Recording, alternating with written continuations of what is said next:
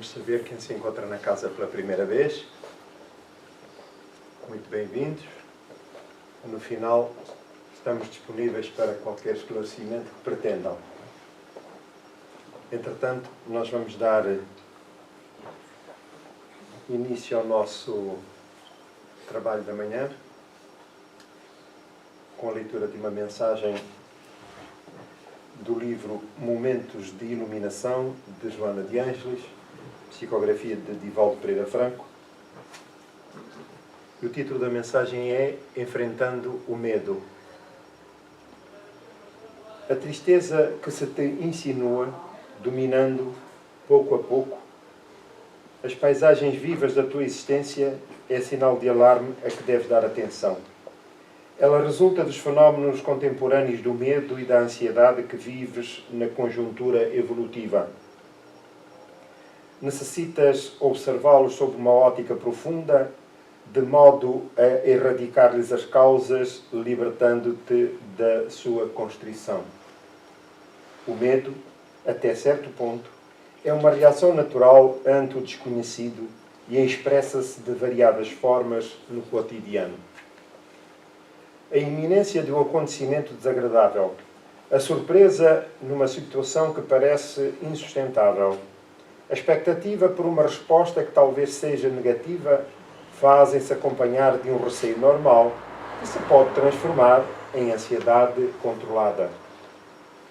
O medo do escuro, de fantasmas, de tragédias, revela vinculação com o período infantil, do qual o indivíduo ainda não se libertou e que deve superar através da afirmação pessoal, advinda da lógica, da razão e do esforço para o amadurecimento emocional.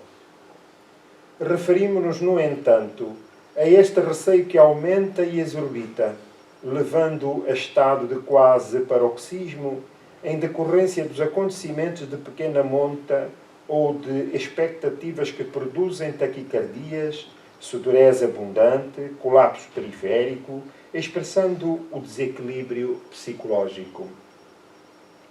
Passada a crise, advêm os efeitos em forma de melancolia, de depressão, caminhando para estados mais graves. É nesta fase que o organismo se torna mais suscetível à instalação de doenças psicossomáticas, tais os distúrbios digestivos, as úlceras, os problemas cardíacos.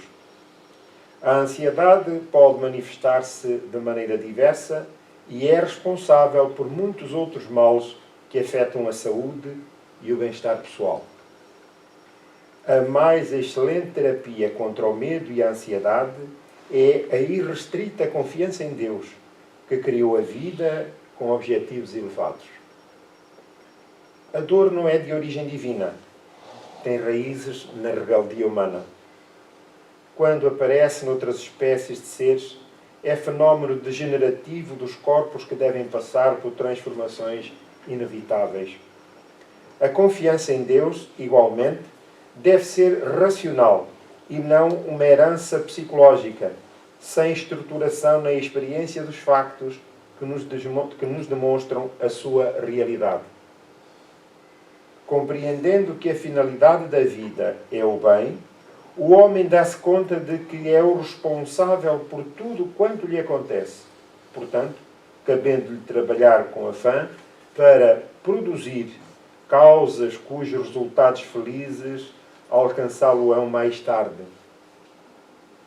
Isto posto, adquire a certeza de que somente lhe acontece aquilo que é necessário para a sua evolução. Deste modo, equipando-se de valores ético-morais para enfrentar as enfermidades, os dissabores, os insucessos, com coragem, eliminando o medo e vencendo a ansiedade patológica. Reflexiona com calma a respeito do medo e seus sequazes. Busca-lhes as causas e passa-as pelo crivo da razão, intentando penetrar nos seus fundamentos. Eles podem ter raízes em problemas morais e espirituais do passado. Sejam, porém, de que ordem for, exercita-te mentalmente nos processos para a sua eliminação. ora a Deus, entregando-te a Ele em atitude dinâmica, sem os prejuízos de uma beatitude inoperante. Dispõe-te a enfrentar qualquer situação com o pensamento otimista. Se o resultado for negativo, considera-o valioso pela experiência que advirá. Medita com calma a respeito da tua existência, permitindo-te crescer emocionalmente. Liberta-te da compreensão da posse. Liberta-te da compressão da posse, treinando solidariedade e caridade. Recorda-te que nunca estás a sós, que ninguém vive em solidão, exceto aqueles que se encerram no egoísmo, na depressão. Mesmo estes, estando acompanhados por espíritos que lhes compartem a casa mental, a emoção perturbada. Faz a experiência de te brindares com o bem e constatarás que medo e ansiedade algum resistem para amor que provém do infinito amor. Assim, libertando-te da tristeza e do sofrimento injustificado.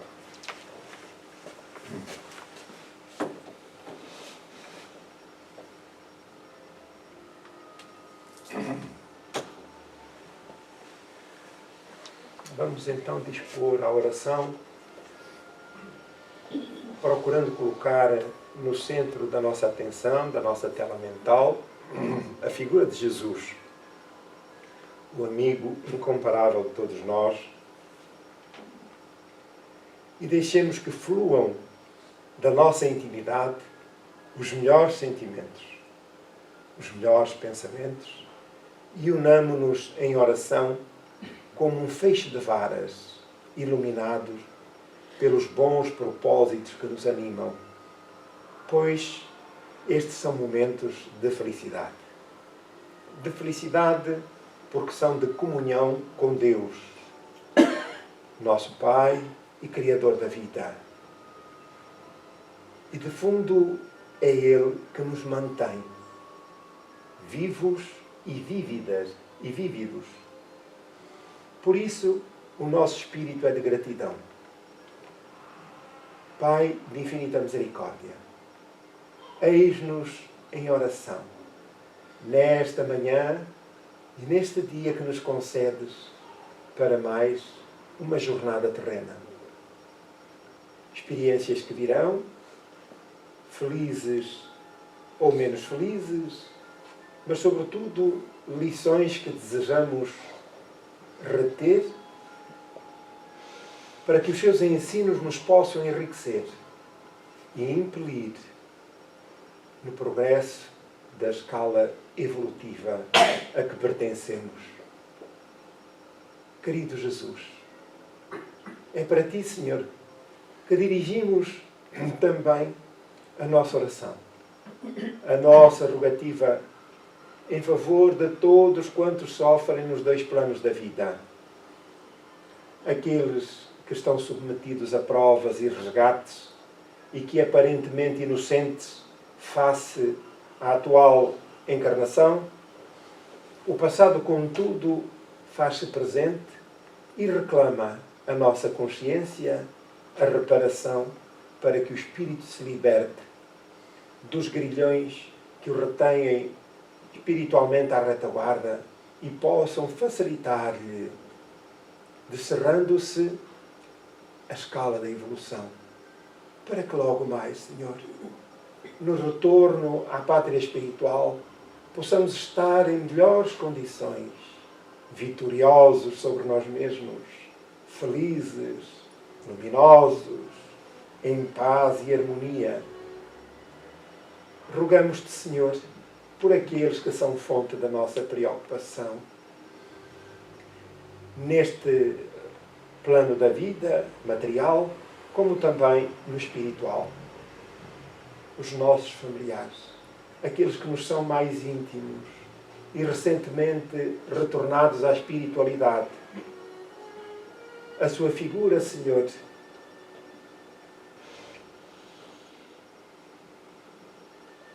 coloca-se diante de nós e envolvemos-la num abraço fraternal amoroso, de confiança em Deus, de paz e harmonia, de embalo, de felicidade.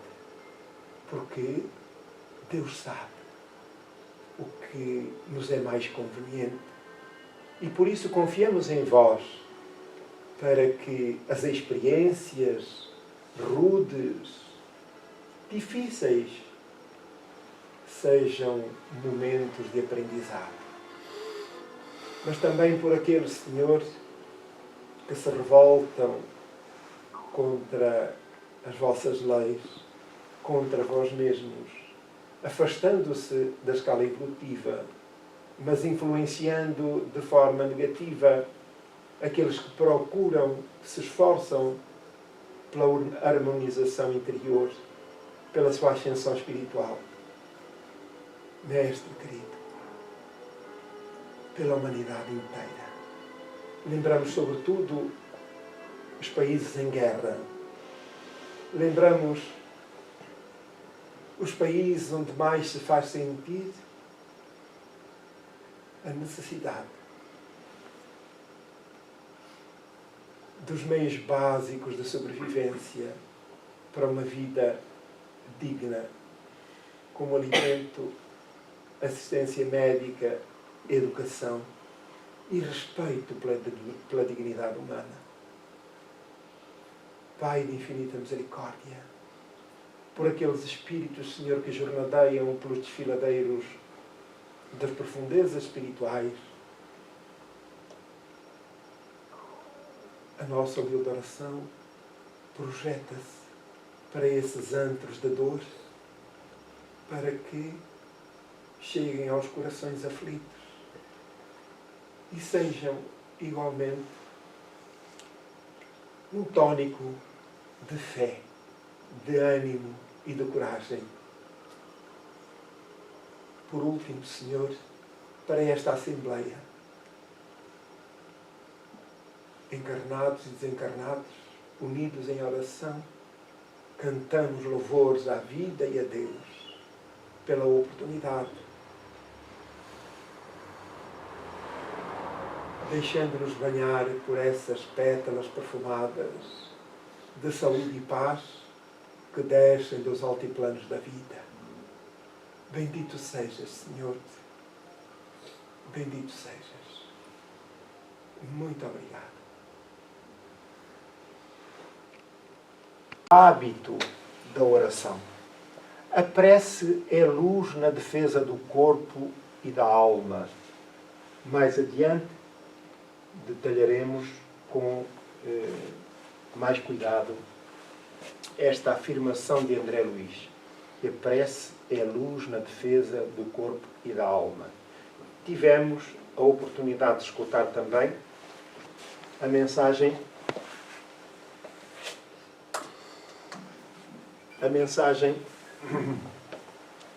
de Joana de Ângeles relativamente à nossa postura diante da vida e, sobretudo, ao medo que sentimos, porque é a nossa natureza íntima, o nosso património íntimo, não só aquilo que ocorre no presente, mas nós somos o resultado das vivências múltiplas, milenares, que estão nas profundezas do nosso inconsciente, mas que elas, de quando em vez, vêm à tona, passam acima da linha d'água e acabam por nos atormentar. E essa mensagem de Joana de Ângeles é exatamente para nos dar a confiança em nós próprios, no que podemos fazer por nós mesmos, usando os nossos recursos mentais e psicológicos, para que não nos deixemos dominar por essas forças que, de quando em vez, emergem e, se não as controlamos, se não as dominamos, se não as suplantamos, elas acabam por nos tolher, não só em termos mentais, primeiro, nervosos, portanto toda a rede nervosa fica contaminada, e comportamental. Isto significa dizer que se instala uma patologia do foro mental. Então, jaz nas profundezas as consequências de tudo aquilo que é o somatório das nossas experiências anteriores. Compete-nos agora superá-las conscientemente. Para isso, uma ferramenta fundamental, para além da medicina, mas também, aqui no caso, a fé.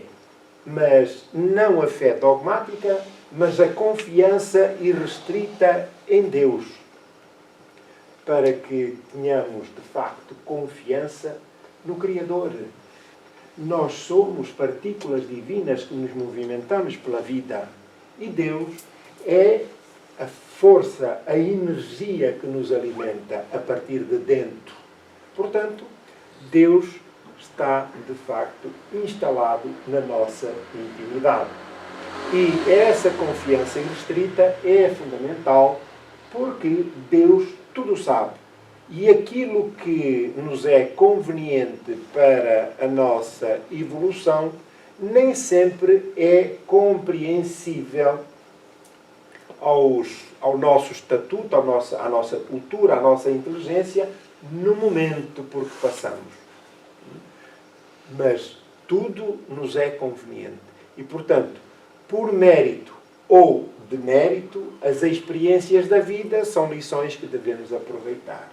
A oração é o veículo através do qual nós vamos ao encontro de Deus para dialogar com Deus da forma como nós melhor pudermos, mas façamo-lo espontaneamente, com as nossas palavras, os nossos sentimentos, a nossa confiança e, sobretudo, tanto quanto possível, a noção plena daquilo que nos convém para a vida, tendo em atenção a eternidade, não o limite da vida física. Compreendemos? Então, é em função disso, porque às vezes os nossos interesses centram-se na matéria, naquilo que é a vida física, e esquecemos os interesses espirituais, porque esses prevalecem e às vezes não se conjugam os interesses materiais com os interesses espirituais. Não se conjugam. Mas, por força da cultura, dos medos,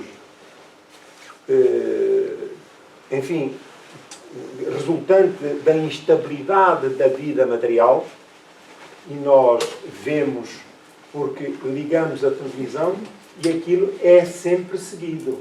As notícias que vêm não nos mostram um escoteiro a ajudar uma velhinha a atravessar a rua e todo feliz. Mostram-nos o contrário. Notícias perniciosas, que às vezes temos que ouvir, naturalmente, mas a sistematização do medo é vulgar, tornou-se vulgar. E nós ficamos amedrontados. Perdemos a confiança em nós, na vida, em Deus. E, paulatinamente, instala-se, de facto, essa patologia que nos vai minando a estrutura mental íntima até desabrochar um problema de natureza psiquiátrica, que pode ser avassalador e bastante pernicioso para a saúde física, mental e espiritual. Então, a oração é o meio pelo qual nos aproximamos de Deus. Entramos em contacto direto com as forças superiores da vida. Quando dizemos Deus, porque tudo é a expressão divina. E todos quantos aqueles que trabalham em seu nome, os nossos guias espirituais, os nossos anjos tutelares, os espíritos evoluídos, os anjos da guarda, todos são trabalhadores da seara divina que executam as ordens divinas de acordo com as leis instituídas, com méritos e deméritos. Por isso, sejamos sinceros, leais, simples nas nossas orações, verdadeiros, para que consigamos estabelecer essa ligação com o Criador. Então, nós vamos passar à fase seguinte, vamos entrar hoje no capítulo 27, cujo tema geral é Pedi e obtereis. Pedi e obtereis. Isto é muito interessante perceber a mensagem do pedi e obtereis. É o próprio Jesus que nos recomenda que peçamos a Deus para aquilo que são de facto as nossas preocupações. E Deus não deixará de vir em nosso socorro. O capítulo é preenchido pelas seguintes rubricas: qualidade da prece, eficácia da prece, ação da prece, transmissão pelo pensamento, preces inteligíveis, da prece pelos mortos e pelos espíritos sofredores, se é oportuno orar pelos mortos ou pelos sofredores, porque muitas das vezes as pessoas, por questões, enfim, fantasiosas, místicas, enfim, e outros, têm receio, porque ouvem que não se deve orar pelos mortos nem pelos espíritos sofredores, porque senão atraímos-los e eles vêm tomar conta da nossa vida. Instruções dos espíritos, maneira de orar, felicidade que a prece proporciona. Qualidade da prece. Então, esta mensagem extraída da mensagem de Jesus, uma recomendação de Jesus. Portanto, extraída do Evangelho. Quando orardes, não vos assemelheis aos hipócrates. Aqui está Hipócrates, mas é um erro. Aos hipócrates, que afetadamente oram de pé nas igrejas e nos cantos nas ruas para serem vistos pelos homens. Digo-vos em verdade que eles já receberam a sua recompensa. Eu escrevi lá Hipócrates. Isto é Hipócrates. Mas o que é que acontece? Aquelas correções automáticas do computador escreve aquilo que nós não queremos. O computador é que sabe o que é de escrever. Não é? E chego aqui e estou surpreendido. Não é? Mas não é Hipócrates, não. Nem bem a propósito sequer. Não é? Não é verdade? Muda-nos ali o... Nós de repente ficamos... Quando quiserdes orar, entrai para o vosso quarto e, fechada a porta, orai a vosso Pai em secreto. E o vosso Pai, que vê o que se passa em secreto, dar-vos a recompensa. Então, a questão é... Conseguem ouvir aí ao fundo? A questão é... Porquê é que Jesus diz aqui: digo-vos em verdade que eles já receberam a sua recompensa? Estes, os hipócritas, que afetadamente oram de pé nas sinagogas e nos cantos das ruas para serem vistos pelos homens. Portanto, se o propósito era em serem vistos pelos outros, quer dizer, na projeção da sua imagem, então já têm a recompensa. Porque de facto foram vistos pelas pessoas, as pessoas admiraram, são grandes religiosos, rezam muito. Isso é comum, é transversal, não é? Nós vemos isso na nossa sociedade. Não sou muito religioso, muito crente, Deus não sai da igreja. Não é? Do centro espírita não, porque a gente fecha a porta daqui a bocado e já não entra cá mais ninguém. Mas passam muitas horas na igreja, vão a pé a Fátima, muito religiosos. Mas, então, não é que não hajam pessoas que rezem muito e que vão a pé a Fátima, que não estejam imbuídos dos melhores propósitos. Contudo, estes já receberam a sua recompensa. E Jesus recomenda: quando quiserdes orar, entrai para o vosso quarto e, fechada a porta, orai a vosso Pai em secreto. E porquê? Primeiro, para estar, tanto quanto possível, em silêncio, num ambiente tranquilo e tão harmonioso quanto possível. Mas nós temos necessariamente que orar no templo ou que orar no quarto? Não. Qualquer local é-nos conveniente, porque suponham que estamos em alto mar, num barco, e aparece-nos uma tormenta. Eu tinha que ir à igreja orar para ver se a tormenta passa. Ou tenho que ter um quarto, mas aqui não tenho. Ora bem, então a minha oração não vai ser válida. Não posso orar aqui. Isto tem Há alguma sensatez nisto? Não há sensatez. Diga. Mas este orar em secreto, quando nós nos voltamos para dentro, seja lá o sítio onde for, nós estamos em silêncio. Claro, sim. Mas, repare, as dificuldades de concentração no meio mais ruidoso é sempre mais difícil, não é? Sempre mais difícil. Mas não deixa de ter um propósito. Portanto, em qualquer circunstância, aquilo que importa, posso estar aqui a olhar para a Assembleia, para todos vós, e estou com o pensamento em Jesus. E tenho na minha tela mental, aquilo apesar de estar a ver toda a gente bonita aqui, mas aqui na minha tela mental eu tenho a figura de Jesus. E, aparentemente, em silêncio, mas estou a orar e a pedir ajuda perante qualquer circunstância que surja. Portanto, aquilo que é, ou aquele que é o principal templo para a oração é o nosso coração, a nossa intimidade. Está certo? Então, sempre que nós valorizarmos a oração, o esforço deve ser o aprimoramento moral para que as nossas potencialidades, as nossas capacidades interiores, morais, se fortaleçam. E a nossa oração alcance ainda outra dimensão, porque quanto mais aprimorado, quanto mais moralizado ou espiritualizada estiver a criatura, maior o alcance das suas orações, das suas vibrações, do seu campo energético. Se houver alguma dúvida, por favor, coloquem-na.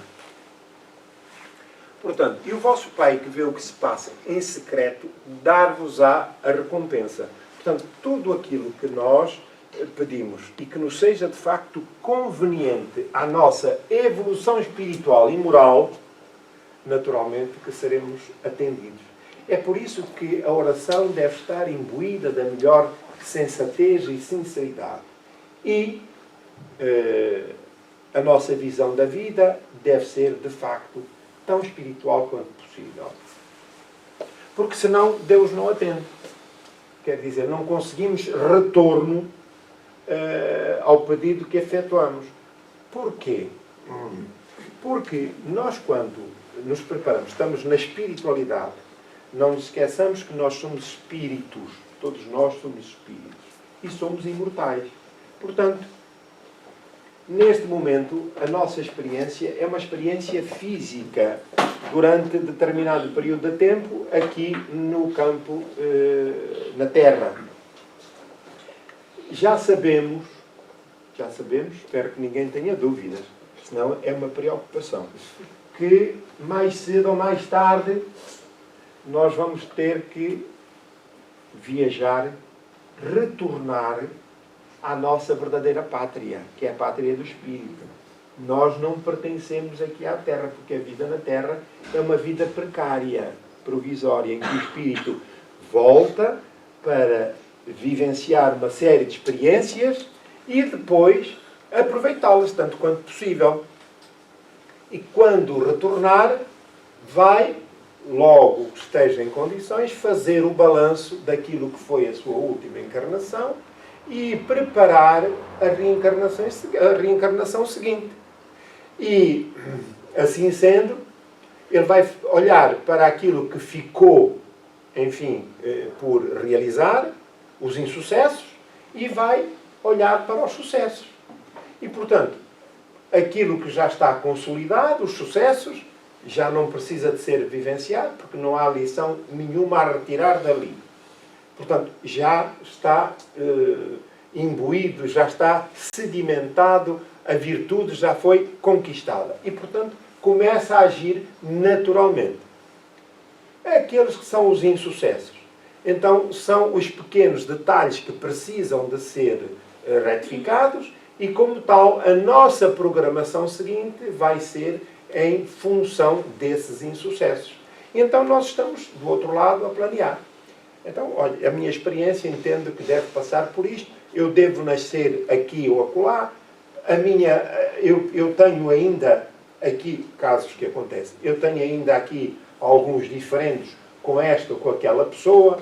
e eu preciso de acertar estes detalhes, estas relações, então vamos ver se eu me consigo introduzir neste grupo, filiar-me como família mais íntima ou não, portanto, para uma relação mais próxima na vida física, a fim de acertar estas divergências ou até alguma tensão existente, alguma animosidade latente, porque nós fomos criados por Deus e somos fruto do amor em plenitude, sem qualquer mácula. E o nosso destino é, de facto, esse. É tornar-nos criaturas plenas do bem, do amor, da fraternidade, da solidariedade. Ora, não podemos avançar sem aqueles com quem nos incompatibilizamos ou que se incompatibilizaram conosco. Não é? Estamos a compreender? Porquê? Veja-se, por exemplo, o caso de Jesus lá em cima, que ele próprio se anunciou como o enviado de Deus e afirmou que antes deste mundo haver sido criado, já ele estava sentado à direita do Pai. Isso significa que ele já era uma criatura que tinha atingido, digamos assim, o grau crístico, que é o mais elevado, tanto quanto conhecemos na escala evolutiva, e, portanto, esteve na liderança da construção da própria Terra e da evolução humana. Ora, agora imaginem este espírito daquele estatuto e diz, olha, vem aí fulano. Não, eu não quero receber, porque, olha, nós não casamos muito bem um com o outro. Não, olha, você vai ter que... Ai, não gosto, não quero, porque aquilo é só gente ruim e eu não me dou com aquela gente. Quer dizer, estes são sintomas de desequilíbrio emocional e espiritual. Então, estas limitações, estas tensões, estas divergências com os nossos semelhantes têm que ser superadas, porque senão não há conquista plena. E então nós pedimos, olha, vamos reencarnar aqui neste grupo, olha, eu posso ir como filho, eu posso ir como mãe, ou posso ir como pai, eu posso ir como avô. Quer dizer, a família esse grupo programa a reencarnação seguinte. E em face dos interesses evolutivos, assim se estabelece o grau de parentesco. E às vezes nós reencarnamos como pais dos nossos inimigos do passado ou como filhos dos nossos inimigos do passado. Estamos a compreender? E porquê? Porque a família é o reduto principal e último onde os espíritos se refugiam para a recomposição dos seus laços afetivos. E porquê? Por questões ancestrais, culturais. Porque é uma questão que nós aprendemos, uma questão cultural que somos ensinados logo desde pequeninos, desde tenra idade, que devemos respeitar os nossos pais, que devemos respeitar os nossos avós, a nossa família, devemos respeitar toda a gente. Mas, às vezes, os laços de incompatibilidade estão dentro do lar. Ora, e nós, é um condicionamento psicológico a ideia de aceitar aquela criatura com a qual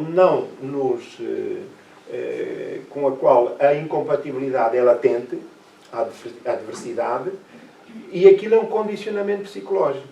Às vezes nós temos estas questões, já sei que ninguém tem, mas às vezes diz assim, se tu não fosses meu pai ou minha mãe, ou se tu não fosses meu filho, eu dizia-te como era.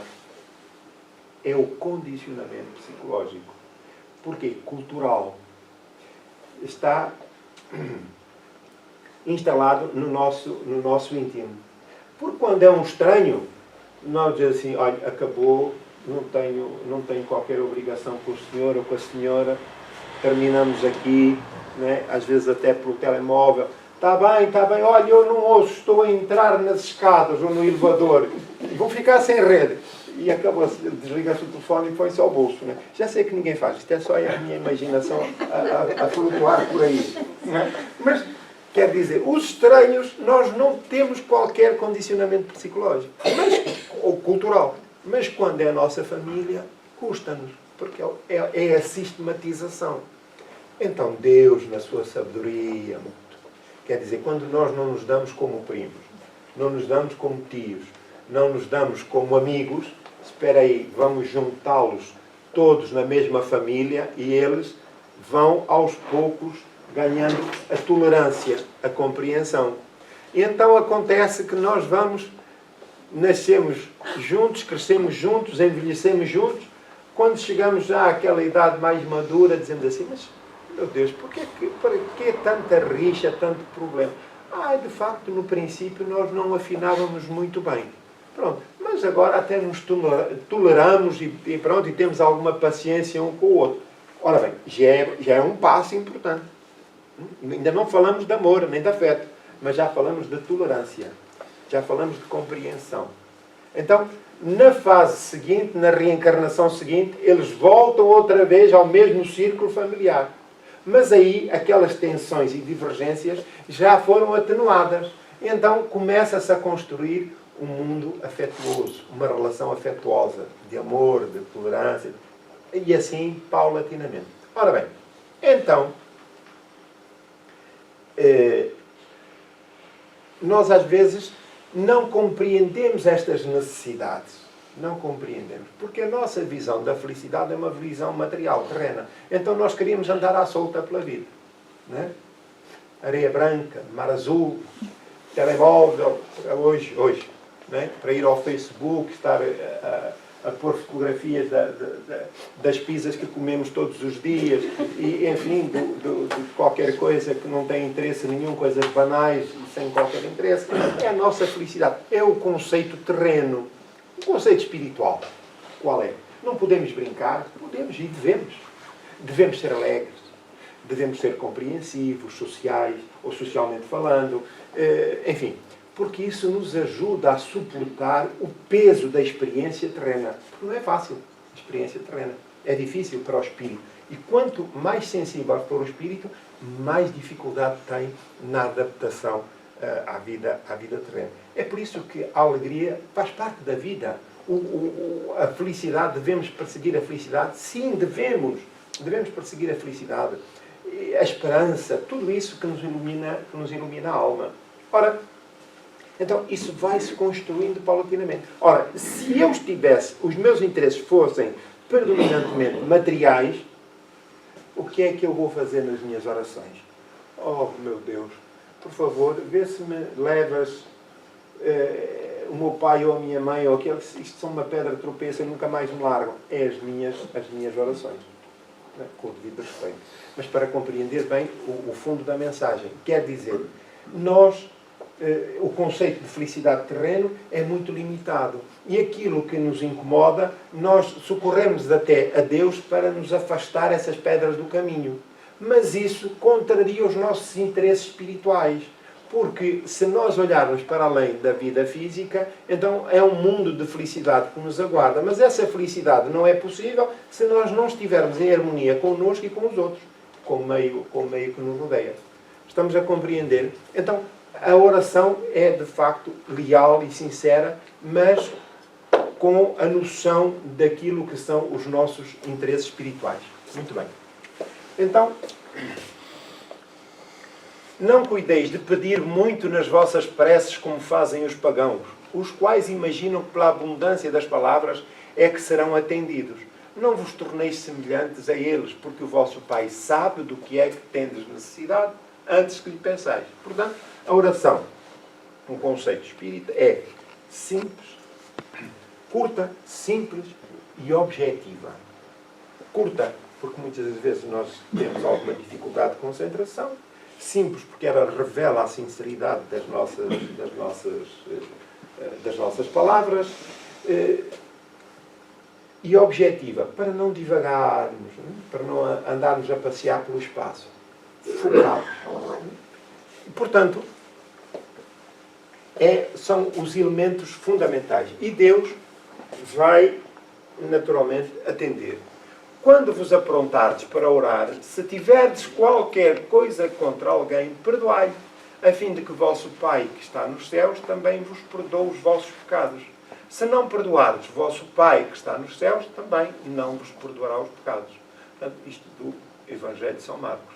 Portanto, não é possível termos estas questões em aberto, porque Jesus falou sistematicamente do perdão. O perdão que é esquecer, perdoar. Ora, o perdão é, acima de tudo, a compatibilidade, a concordância dos nossos sentimentos, da nossa razão com a nossa compaixão. Compreender que quer para com o outro, quer para conosco também, que devemos sentir esse sentimento de perdão. Porquê? Porque muitas das vezes nós martirizamos-nos com uma falha que tenhamos tido. É verdade. Mas as falhas são naturais. Aquilo que nós temos que fazer é repor as circunstâncias.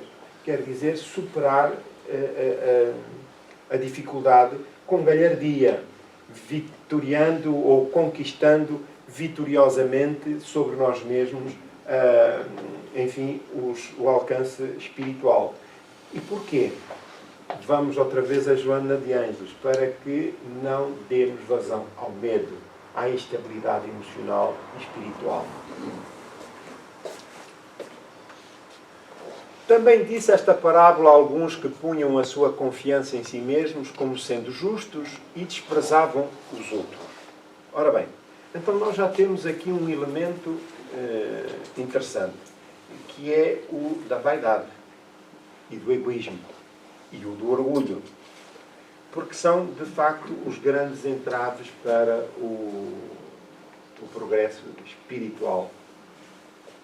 Então diz Jesus em parábola: 2 homens subiram a um templo para orar, um era fariseu e o outro publicano.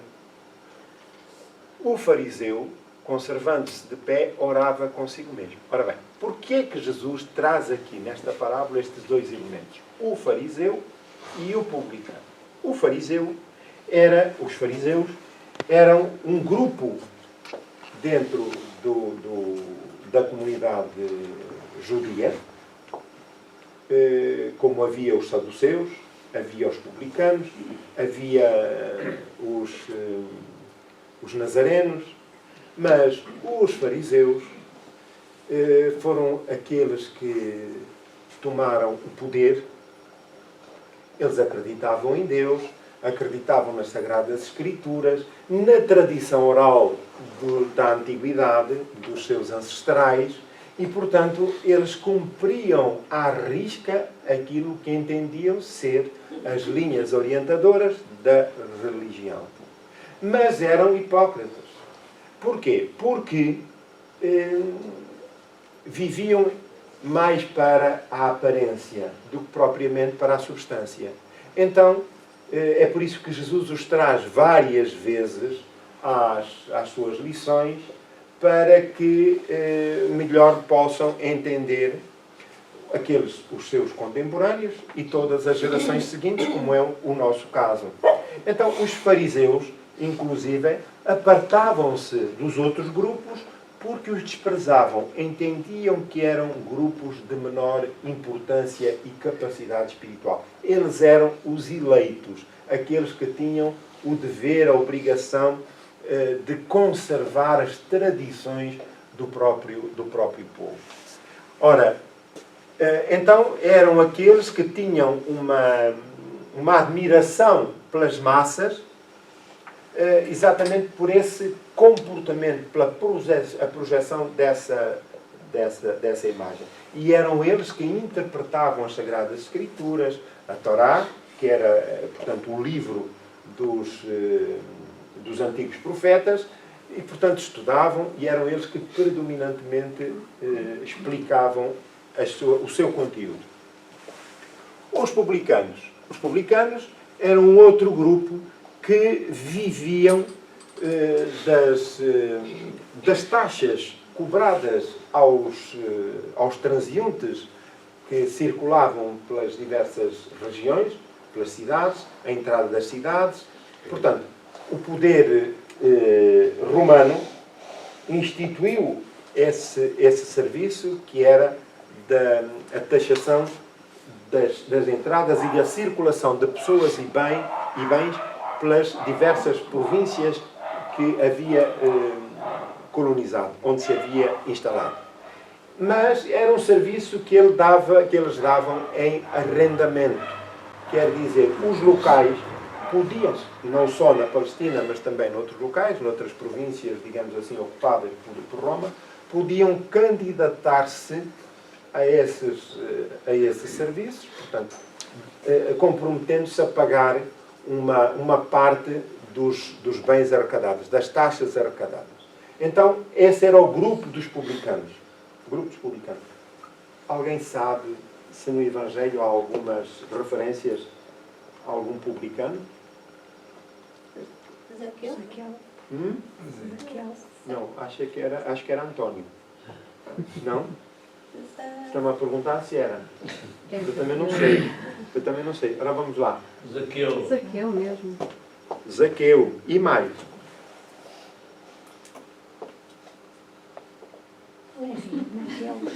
Mateus. Quem era Mateus?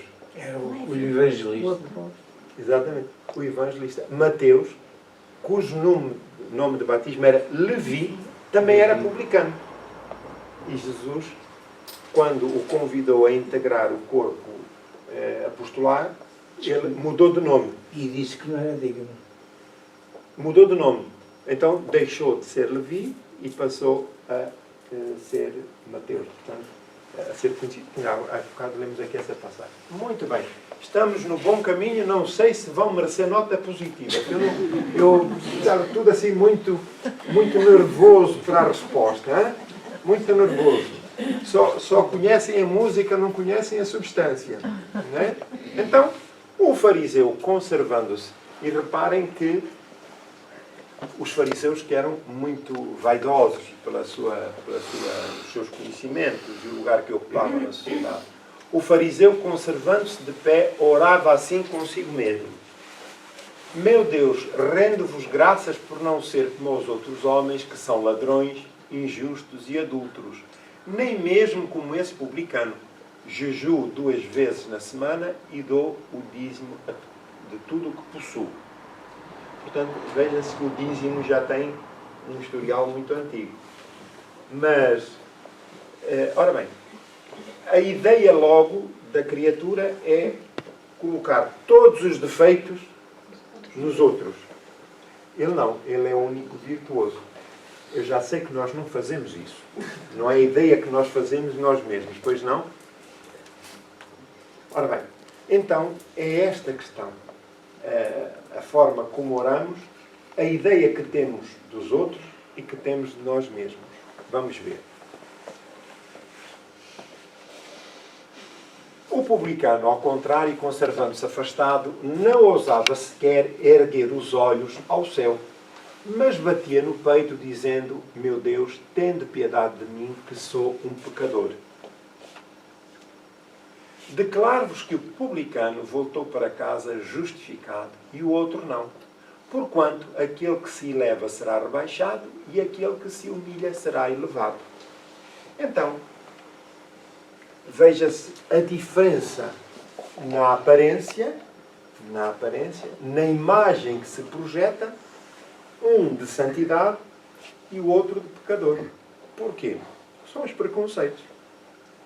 Nós, para uns, a imagem que eles nos projetam são de santidade e nós deixamos-nos encantar com isso.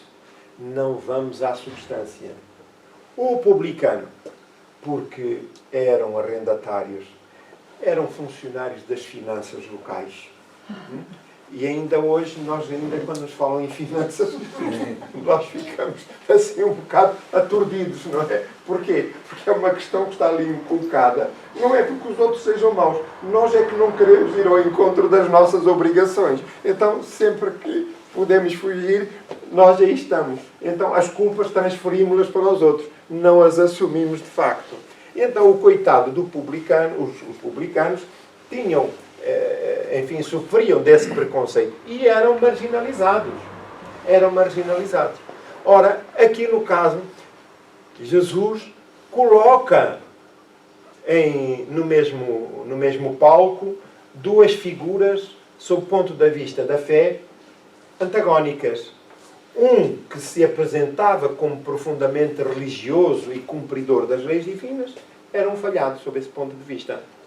O outro era, de facto, aquele que se reconhecia pequenino, faltoso, e que, portanto, pedia perdão pelas suas faltas. E Jesus diz que este está justificado. Então, veja-se o conceito que nós temos a respeito de nós mesmos, da religião e da ligação com Deus, da relação com Deus. Porque Deus é infinitamente bom e misericordioso. Ora, o valor de cada um é consoante o seu sentimento. Então, e ainda nos dias de hoje, nós temos muito ruído à nossa volta que, enfim, pretende inculcar, impor o seu ponto de vista, a sua imagem, como muito próximos de Deus, tocato lá, não é? Com Deus, vão passear juntos ao jardim todos os dias, deitar milho às pombas e tudo, mas, afinal de contas, estão muito distantes. E aqueles, aparentemente, enfim,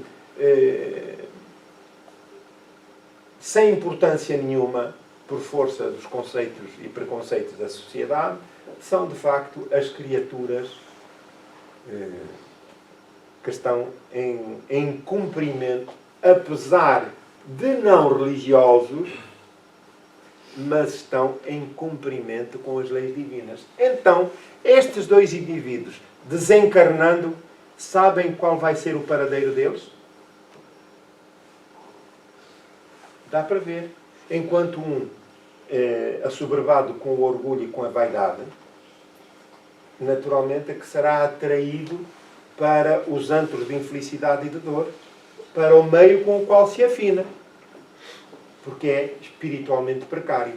O outro, sem qualquer conotação com a religião, aquilo que podemos dizer um materialista, é aquele que de facto está próximo de Deus e será atraído para o meio da bondade, enfim, já fruindo de melhores condições na espiritualidade. Portanto, aquilo que nós vemos muitas das vezes na vida não corresponde à realidade, sob o ponto de vista espiritual. Está correto? Não há dúvidas? Muito bem. Jesus definiu claramente as qualidades da prece. Quando orardes, diz ele, não vos ponhais em evidência, antes orai em secreto. Não vos esforceis por orar muito, pois não é pela quantidade das palavras que sereis escutados, mas pela sinceridade delas. Ora, nós, quando temos que ter a noção de que o nosso pensamento e os nossos sentimentos são energia que se projetam, forças poderosas que projetamos à nossa volta e que são orientáveis. Quando estamos a orar por alguém, o que ocorre é que estamos a construir uma figura e em direção a essa figura remetemos o nosso pensamento. Os nossos sentimentos vão atribuir aos nossos pensamentos a qualidade dos mesmos. E, portanto, é uma força poderosa que se propaga. Para termos, fazendo noção à física, às experiências físicas, o som só se propaga através da atmosfera. Não é verdade? Num ambiente sem oxigênio, portanto no vácuo, o som não se propaga. Ora, na espiritualidade é exatamente a mesma coisa. com o fluido cósmico universal, em que o universo se encontra mergulhado, aqui no caso da Terra, é energia que circunda. Então é o veículo através do qual se deslocam os nossos pensamentos, tal como o som através do ar. Estamos a compreender? Então ela projeta-se imediatamente por aí e atinge, por força das suas vibrações, é escutada pelos espíritos benfeitores que nos circundam. E são atraídos exatamente pelo padrão vibratório. Estamos a compreender? Pelo padrão vibratório. E como tal, os espíritos benfeitores captam, onde quer que estejamos, a nossa oração pela qualidade dos nossos, qualidade vibratória da mesma. Ora, então é aí que está a diferença. Quando nós estamos a orar e as nossas orações não são imbuídas dos melhores sentimentos e propósitos, quer dizer que a oração não sai daqui da nossa volta, daqui de volta da nossa mente. Fica aqui. Pelo contrário, ela projeta-se e é captada pelos outros. Ora, a força da nossa intenção. Se as nossas intenções são menores, o que é que acontece? Apesar de não atingirem grandes alcances, grandes distâncias, são, contudo, captadas por espíritos menos evoluídos, que se afinam connosco. Então, se essa qualidade, essas vibrações permitem a ligação com os espíritos superiores, também permite a ligação com os espíritos inferiores. Então, de quem é a responsabilidade? Então, se alguém diz assim, parece-me que tenho um encosto. Sabem o que é que se diz na linguagem comum, um encosto? É um espírito que se aproximou e que nos está, digamos, a influenciar negativamente. Essa atração é por força da nossa invigilância. Se nós mudarmos o conteúdo, a qualidade dos nossos pensamentos e dos nossos sentimentos, a nossa vibração vira. Então, estes espíritos que estavam aqui, com os quais nós estávamos afinados, deixam de estar em sintonia connosco e nós passamos a estar em sintonia com outros, num plano mais elevado. Estamos a compreender? Muito bem. Que isto é para não pormos as responsabilidades em Deus. Antes de orardes, se tiverdes qualquer coisa contra alguém, perdoai-lhe, visto que a prece não pode ser agradável a Deus, se não partir de um coração purificado de todo o sentimento de caridade. Orai, enfim, com humildade, como o publicano, e não com orgulho, como o fariseu. Examinai os vossos defeitos, não as vossas qualidades, e se vos comparardes aos outros, procurai o que há em vós de mal. Bem, aqui é que a coisa não está muito agradável para nós, não é? Já que nós não temos nada de mal. Nós somos, como se costuma dizer, somos só luz, somos só paz. Mas há sempre ali uma pontinha, um cabelo que nos está a atrapalhar a vida.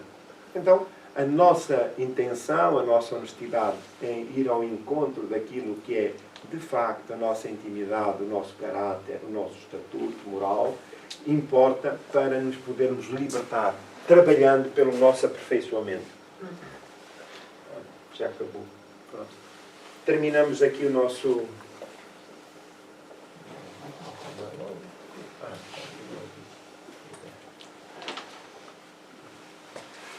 Muito bem, terminamos aqui a lição de hoje sobre a oração. Há alguma dúvida que queiram colocar sobre a matéria em apreço? Ou não há dúvida? Todos oramos? Então, a oração é uma conversa que temos com Deus. Ora bem, meu querido Pai, nós precisamos ter aqui uma conversinha, olhos nos olhos. É o meio que nós pudermos, que seja sincero. Às vezes até há pessoas com muita graça na colocação das suas ideias, na sua relação com Deus. Então, sejamos simples, humildes nesse contacto, nessa relação. Então, tudo virá por acréscimo. Nós somos, não nos esqueçamos, somos filhos de Deus. E neste período que atravessamos de transição planetária e em que a perturbação graça, atravessa, enfim, os meios à nossa volta, mas que é perfeitamente natural. É perfeitamente natural. Não nos assustemos, nem deixemos que o medo se instale. Nós estamos aqui na altura própria e sabíamos que esta era uma fase de renovação planetária e humana. E como tal, não nos importamos de reencarnar para vivenciar estas experiências. Mantenhamo-nos com o pensamento elevado, bons sentimentos, iluminados pelos bons propósitos, em ligação com Deus. E, portanto, o nosso caminho poderá ser tocado por experiências mais difíceis, mas tudo isso faz parte das leis divinas. E, portanto, o nosso programa está realizado, ou melhor, está estabelecido. Saibamos agir com elevação, com dignidade, com vigilância sobre os nossos pensamentos, sobre os nossos sentimentos, a forma como nos relacionamos com os outros, que às vezes enfim, roça a indignidade, a intolerância, a desconsideração. Portanto, sejamos fraternos, solidários, amorosos, tanto quanto possível, porque tudo o resto virá por acréscimo. Estas condições dar-nos-ão estatuto elevado e as nossas orações serão repletas de luz. Repletas de luz. Então, Deus está instalado dentro de nós. É a força geradora da vida. Ora, essa força, uma imagem que eu vou colocar. Quando nós queremos acender o fogo com um bocado de lenha, nós metemos um bocadinho de palha, fazemos ou com um isqueiro, ou com os fósforos, e começamos a assoprar, e começa ali aquela luzinha pequenina. E aos poucos, conforme sopramos, aqueles gravetos começam a queimar, a lenha grossa por cima, e de repente nós temos ali uma chama imensa. É assim dentro de nós. O nosso sopro são as nossas intenções, o nosso desejo, a sinceridade com que nos relacionamos com a vida. E à medida que intensificamos essa aplicação, essa reforma interior, é o sopro, esse esforço, é o sopro que vai acender e dar vida a essa chama que jaz dentro de nós. E por isso é justo dizermos que nos transformaremos num foco de luz e de energia que, acima de tudo, nos dará paz e harmonia, felicidade, mas também proteção às investidas nos dois planos da vida. É por isso que logo no início, André Luiz dizia que a oração cuidava do corpo e da alma. Porquê? Porque através dela nós emitimos um pedido e na mesma via ligam-se as doações dos céus e recebemos esses benefícios. Então Deus permanece ativo, vigilante e entregando-se à nossa proteção e ao nosso amparo. Assim sendo, nós pedimos licença, vamos dar por encerrado o nosso trabalho. Queremos lembrar um detalhe, que é o seguinte: nos dias 14, 15 e 16 de outubro vai realizar-se o 10º Congresso Espírita Mundial. Vai ser online. Temos publicidade afixada. E vai ser online pelas razões, enfim, pandémicas ainda, embora esteja numa fase que os cientistas dizem já terminal. E, portanto, poderão aceder através do endereço eletrónico que está nos cartazes ou do Conselho Espírita Internacional. E, portanto, vai ser tudo online, tradução simultânea para português, porque vai realizar-se em França, na cidade de Lille, e, como tal, teremos acesso, enfim, a uma série de artigos e de mesas redondas, de opiniões, de pessoas credenciadas, enfim, sob o ponto de vista do conhecimento doutrinário. Então, nós vamos encerrar o nosso trabalho de hoje.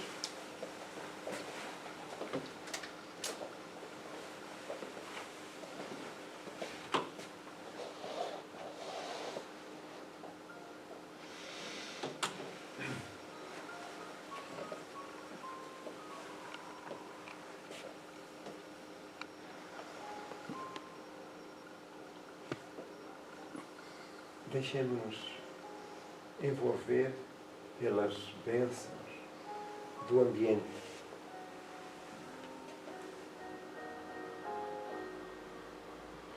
Estamos mergulhados num campo energético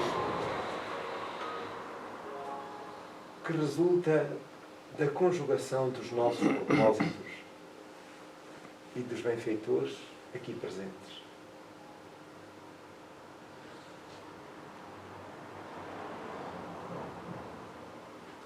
Da nossa intimidade flui essa chama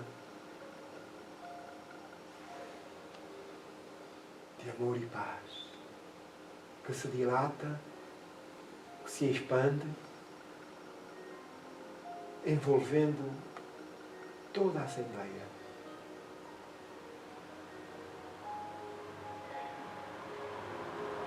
Querido Pai, querido Jesus, sentimos-nos imensamente gratos pela oportunidade da manhã,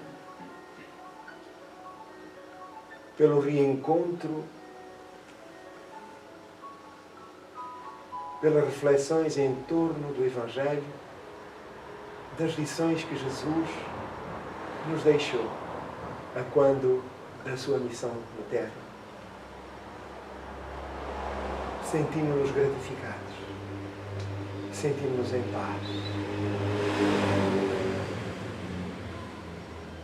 Pedimos, Senhor, que a nossa oração possa alcançar e beneficiar todos quantos sofrem e procuram alento, procuram esclarecimento e consolo para as suas dores. Mestre querido, Pai amado, apesar das circunstâncias da vida física, nós estamos reconhecidos pela oportunidade que nos foi concedida.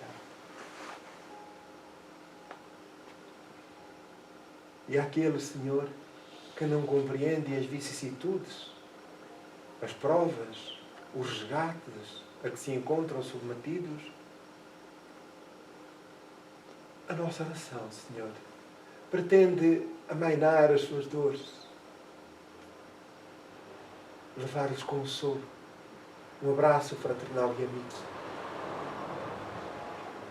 Assim, Senhor, alcança todas as criaturas, todas as instituições que trabalham em favor do bem e por amor ao bem. Que os mais sofridos, Senhor, sintam o nosso afeto e o teu amparo. Inspira-nos e envolve-nos com as bênçãos do teu amor, para que sejamos porta-estandartes da tua bandeira. A bandeira da paz, a bandeira da concórdia, da tolerância. Querido Mestre, querido Pai, pedimos licença para o encerramento da tarefa da manhã, rogando-te amparo para as atividades que se seguem. Que a tua paz, que o teu amor permaneça connosco. Muito obrigado, Senhor.